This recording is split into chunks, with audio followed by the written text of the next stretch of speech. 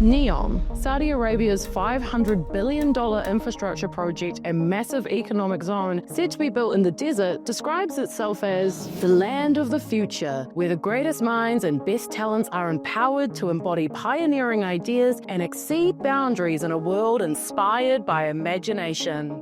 Sounds nice. The project was announced back in 2017, and it was envisioned by Saudi Crown Prince Mohammed bin Salman to help diversify the country's oil-dependent economy, as part of the prince's wider Vision 2030, which is his grand plan for the kingdom. Neom will cover around 26,500 kilometers. For context, the entire country of Armenia is around 29,000 kilometers. Neom is huge. The brand new city will include 10 distinct regions that have a specific focus, like luxury tourism sites, a purpose-built floating industrial city, skiing in the desert, and of course, the line. This big-ass corridor that you could live in at some point if you wanted to. But all that glitters is not gold, and allegations of slave labor, kill orders, and delayed projects have all cast a big shadow on the project. Is Neom's new deal with Samsung set to revolutionize the construction industry, or is it just a clever way to avoid paying human beings a living wage to construct a building? This story has everything: a controversial prince, drama in the desert, slave labor allegations, futuristic spa days, teaching a robot to love, and my favorite, mega structures.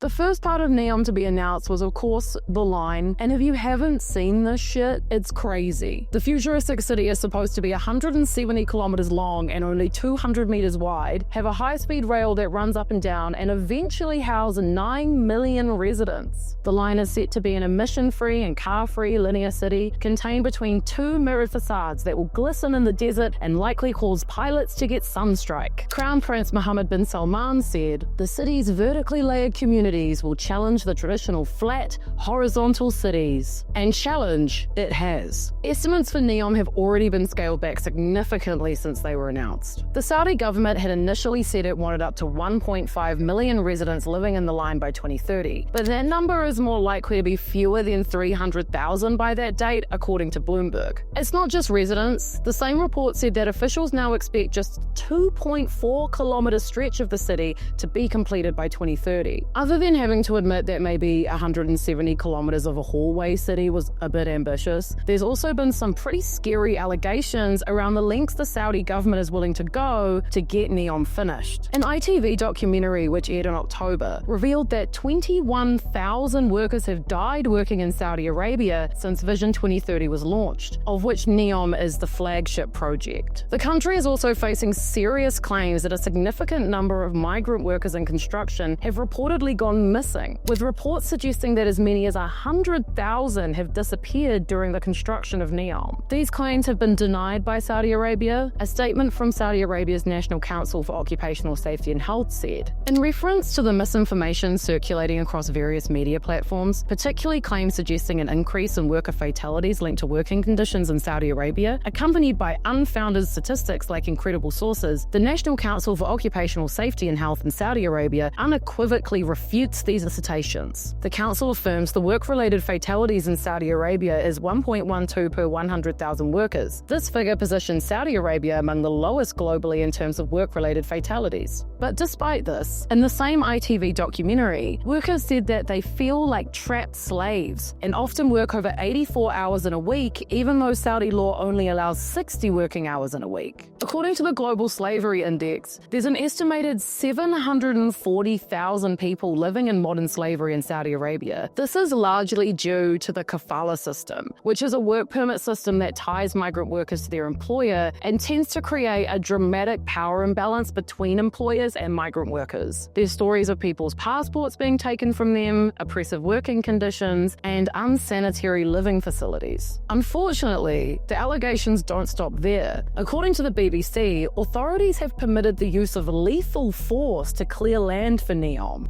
Rabi Al-Enazi says he was ordered to evict villagers from a tribe in the Gulf state to make way for the line. One of them was then shot and killed for protesting against eviction. The Saudi government and Neom management have not not commented. Although Crown Prince Mohammed bin Salman described the area where Neom is being built as the perfect blank canvas, over 6,000 people have already been moved for the project. And as you can see from these satellite images, they really have been moving their way through the area. Schools, homes, hospitals, whatever else was there, all blown off the map. There were at least 47 other villagers who were detained after resisting eviction. A lot of them have been prosecuted on terrorism charges, and according to the UN and ALQST, 5 are on death row.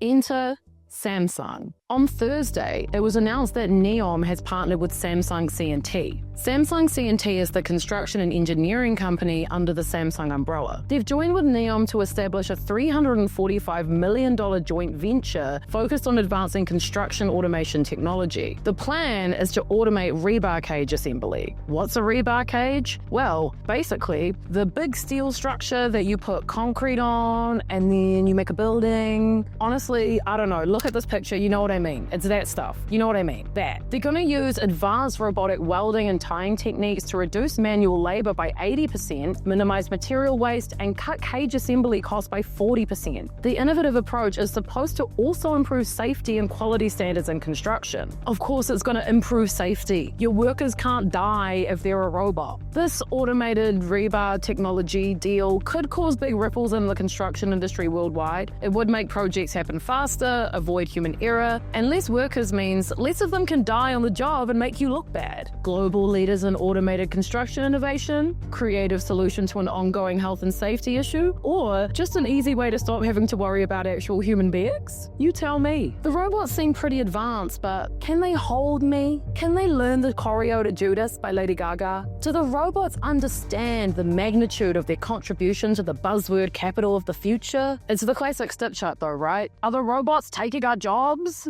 Well, if you're hoping to go and make rebar cages in the desert, then yes, but there's currently around 140,000 human employees working around the clock to bring Neom to life. And if you go on Neom's website, they have jobs advertised. You too can build the city of the future, and they make working there sound really cool and fun. On a tab called Life at Neom, it says, "We call ourselves dreamers and doers for a reason. We can make happen not just what is possible, but what is impossible. We are collaborating on fresh ideas and new solutions in our engine room of creativity and innovation." Boom, you get a buzzword, you get a buzzword, you get a buzzword. This says nothing. This says nothing. And honestly, we're probably going to continue to hear nothing too. Neom has been pretty tight-lipped about the project since the start, and confirmed realistic updates are actually somewhat rare to come by. To wrap us up, Neom is a grand, glittering vision of the future that promises to revolutionize everything from cities to construction. But in between the sparkle of futuristic megastructures and buzzwords like sustainability and innovation, there's a bit of a mess. Allegations of human rights abuses, dodgy labor practices, and now robots taking over. But hey, at least you won't have to worry about those pesky worker safety issues when the workers are all machines, right? And who knows, maybe one day those robots will not only build the next generation of cities, but also learn to hold you, dance the Judas choreography, and even offer a reassuring hug after a long day of automation. Until then, keep dreaming of a world where we build the impossible, or at the very least,